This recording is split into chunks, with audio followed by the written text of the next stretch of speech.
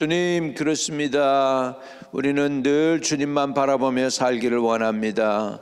언제나 주님 우리를 사랑하시고 새 생명 주시는 주님 바라보며 주님 의지하며 아버지 오늘날까지 왔지만은 앞으로도 여기 주님 의지하는 곳에서 떠나는 저희들 한 사람도 없게 하시고 다 주 안에 품어주시고 우리 아버지 하나님 주님 다시 오시는 그날에 천사장의 호령과 함께 나팔 소리와 함께 이 세상에 강림하게 될 때에 주님 우리의 이름 불러 아버지 하나님 천국으로 이끄는 하나님의 거룩한 백성들로 늘 깨어 기도하게 하여 주옵소서. 아버지 생명줄 붙잡기 위해 세상에 줄을 놓을 수 있는 과감한 결단도 주시고 아버지 믿음도 허락하여 주옵소서. 오늘도 성령 충만한 하루, 말씀 충만한 하루로 승리하게 하옵소서. 예수 그리스도 이름으로 기도합니다. 아멘. 할렐루야. 자, 하나님이 저와 여러분에게 오늘 주시는 말씀이 신명기 21장입니다. 신명기 21장 10절에서 마지막 절까지 보겠습니다. 10절에서 마지막 절까지예요. 속절없이 아마 지난주까지는 연고자 없이 죽은 사람에 관한 내용이 있었을 것입니다. 오늘은 전쟁에 나가서 포로로 잡은 여자를 자기 아내로 선택하는 그런 내용과 장자 상속권과 그리고 아주 불효자를 어떻게 대하는가에 대한 말씀. 그러니까 이때나 또 오늘날이나 인간 사는 세계에 문제들이 똑같죠. 거기에 대한 문제를 어떻게 풀라고 하는 내용이 구체적으로 나와 있습니다. 자, 신명기 21장 10절입니다. 내가 나가서 적군과 싸울 때에 내 하나님 여호와께서 그들을 내 손에 그들을 사로잡은 후에 내가 만일 그 포로 중에 아름다운 여자를 보고 그에게 연년하여 아내를 삼고자 하거든 그를 내 집으로 데려갈 것이요 그는 그 머리를 밀고 손톱을 베고 또 포로의 의복을 벗고 내 집에 살며 그 부모를 위하여 한 달 동안 애곡한 후에 내가 그에게로 들어가서 그의 남편이 되고 그는 내 아내가 될 것이요 그 후에 내가 그를 기뻐하지 아니하거든 그의 마음대로 가게 하고 결코 돈을 받고 팔지 말지라 내가 그를 욕보였은즉 종으로 여기지 말지니라. 어떤 사람이 두 아내를 두었는데 하나는 사랑을 받고 하나는 미움을 받다가 그가 사랑을 받는 자와 미움을 받는 자가 둘 다 아들을 낳았다 하자 그 미움받는 자의 아들을 장자이면 자기의 소유를 그의 아들에게 기업으로 나누는 날에 그 사랑을 받는 자의 아들을 장자로 삼아 참 장자 곧 미움을 받는 자의 아들보다 앞세우지 말고 반드시 그 미움받는 자의 아들을 장자로 인정하여 자기 소유에서 그에게는 두 몫을 줄 것이니 이는 자기의 기력이 시작이라 장자의 권리가 그에게 있음이니라. 패역한 아들에게 내리는 법입니다. 자, 18절 사람에게 완악하고 패역한 아들이 있어 그 아버지의 말이나 그 어머니의 말을 순종하지 아니하고 부모의 징계에도 순종하지 아니하거든 그의 부모가 그를 끌고 성문에 이르러 그 성읍 장로들에게로 나아가서 그 성읍 장로들에게 말하기를 우리의 이 자식은 완악하고 패역하여 우리 말을 듣지 아니하고 방탕하며 술에 잠긴 자라 하면 그 성읍의 모든 사람들이 그를 돌로 쳐 죽일지니 이같이 내가 너희 중에서 악을 제하라 그리하면 온 이스라엘이 듣고 두려워하리라. 사람이 만일 죽을 죄를 범함으로 내가 그를 죽여 나무 위에 달거든 그 시체를 나무 위에 밤새도록 두지 말고 그날에 장사하여 내 하나님 여호와께서 내게 주시는 기업으로 주시는 땅을 더럽히지 말라. 나무에 달린 자는 하나님께 저주를 받았음이니라. 아멘. 아멘. 하나님께서 우리에게 주신 두 가지 선물이 있습니다. 에덴 동산에서 주신 선물인데 하나는 가정이라는 것이고 또 하나는 교회라고 하는 것입니다. 교회는 가정 같아야 되고 가정은 교회 같아야 돼요. 의미는 뭐냐면 교회가 예배드리는 처소잖아요. 그렇지만은 이게 남남이 되어 가지고 이렇게 되는 게 아니죠. 한 가족처럼 한 식구가 되는 것이 교회인 줄로 믿습니다. 더 나아가서 또 가정은 교회가 돼야 되는데 왜 가정 안에서 가정이 하나님 중심이 되어야 되니까 거기에 예배가 있어야 되는 줄로 믿습니다. 그런 의미에서 하나님이 저와 여러분에게 주신 두 가지의 선물이 있는데 가정이고 교회인 줄로 믿습니다. 영어로 미국 사람들이 조사를 해봤어요. 영어 단어에서 제일 좋은 단어가 뭐냐 그랬더니 첫 번째 나온 단어가 heaven입니다. heaven. 천국이라는 단어가 좋았고, 두 번째 mother였습니다. 어머니. 세 번째가 home, 가정이었습니다. 그러니까 가정이라고 하는 것은 굉장히 중요한 의미가 있습니다. 이때 당시에는 전쟁이 많았죠. 전쟁이 많았어요. 자, 여러분, 우리 아버지 대가 굉장히 제가 볼 때는 힘들었던 때예요. 저희 아버님 대, 우리 곽규성 목사님 대도 그렇고 굉장히 힘들었어요. 일제시대 고난 받았죠. 그 다음에 6.25 동란 터졌죠. 그래가지고 제일 고생도 많고 힘들었던 세대가 그 세대. 근데 내가 지금 거의 이제 70대가 다 돼가 하는데, 그런데도 불구하고 나는 전쟁을 경험하지 않았어. 할렐루야. 이 대단하지. 이 대한민국이라는 조그만 나라에서 전쟁을 경험하지 않은 세대가 우리 세대 유일하게. 얼마나 복을 받은 세대인지 몰라요. 할렐루야. 또 우리 세대가 또 저기예요. 그래서 베이비 부머 세대이기도 하고, 그 다음에 이 역사적 이래로 뭐라고 그럴까, 우리 그 나이로 치면은 제일 오래 사는 나이 중에 하나가 우리 세대래요. 그러니까는 우리 세대가 제일 복을 많이 받은 세대입니다. 우리 다음 세대는 모르겠어요. 내가 보기에는 전쟁과 기근이 많을 거예요. 우리 다음 세대는.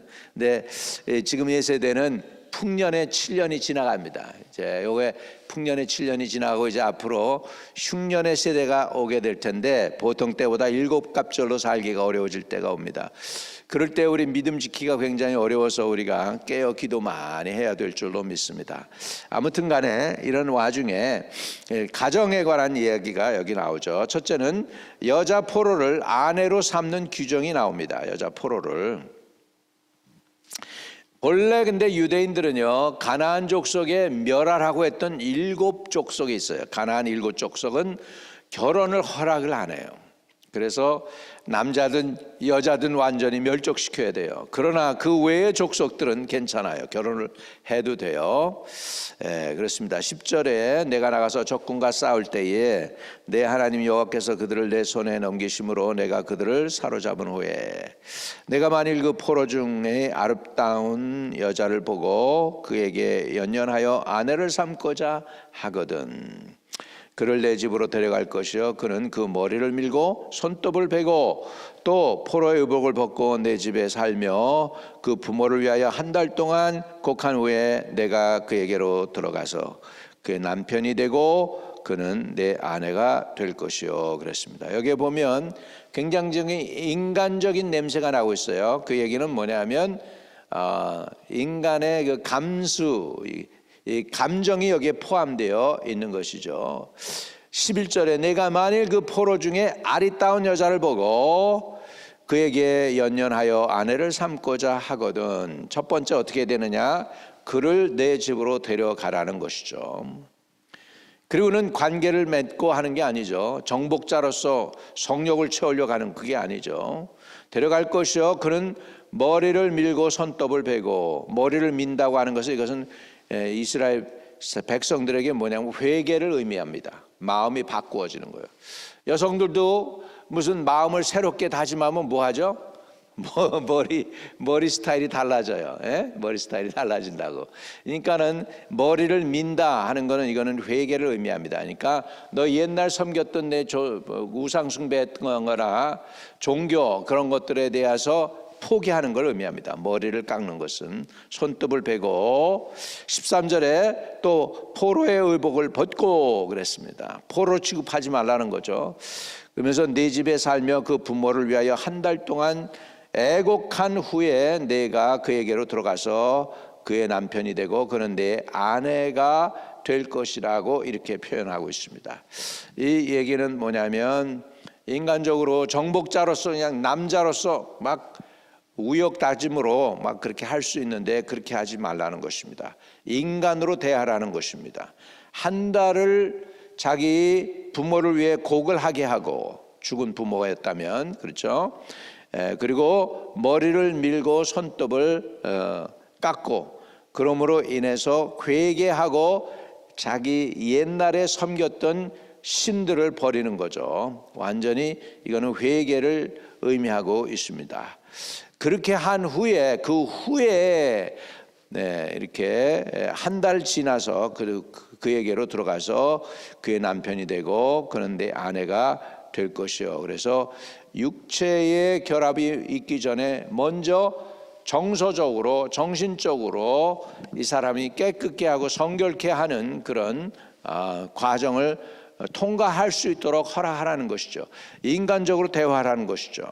그 다음에요, 또 14절에 보면 다분한 얘기입니다만, 오늘날에는 이거 법적으로 표현되지 않는 것이지만은 오늘날에는 우리에게 이렇게 뭐라 그래요? 적용이 안 되죠. 그럼에도 불구하고 적용할 수가 있어요.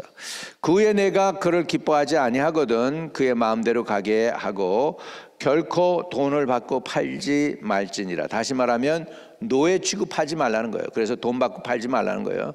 내가 그를 욕보였은즉 종으로 여기지 말지니라. 아내로 여기라는 거죠. 포로로 여기지 말라는 거예요. 이렇게 해서 굉장히 인간적으로 사람을 대하라는 것을 여기 성경에 말씀하고 있습니다. 가정이 중요하다는 거죠.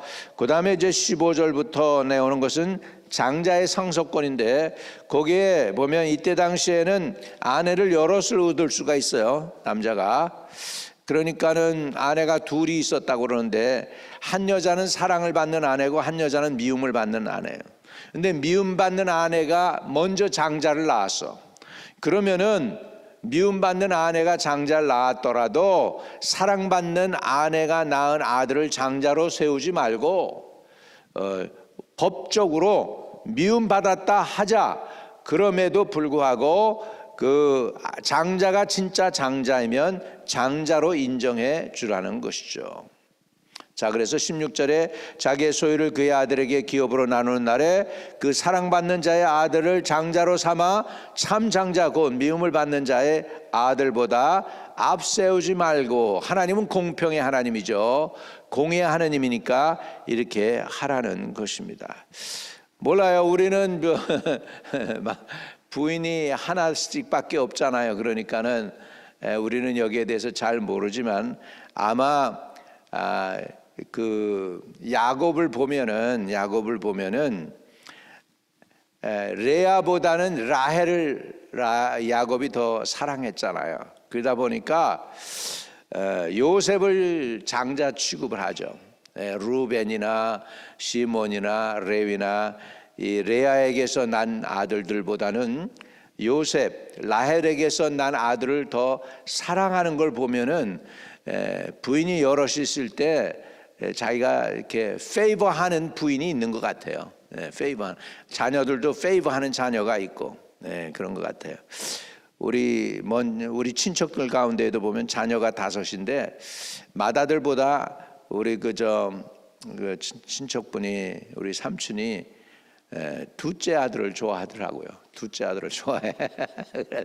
우리 눈에 보게 맏아들만 보면 막 부딪혀. 근데 둘째 아들만 보면 그냥, 둘째 아들이 막 그냥 뭐라 그러나 함부로 아버지에 대해서 말을 하는 것 같아도 그냥 웃고 넘어가. 근데 맏아들은 그냥 아주 쥐잡듯이 잡는 걸 봤어요. 결국에 보니까, 나중에도 보니까 사랑받는 아들이 잘 되더라고요. 사랑받는 아들이 잘 돼요. 그래서 우리가 이렇게 차별하지 말라는 것이죠. 공의로 하라는 것입니다. 페어하게 하라는 것이죠. 그게 뭐예요? 혈연 관계에도 페어하라는 것이죠. 가족에서도 페어해야 돼.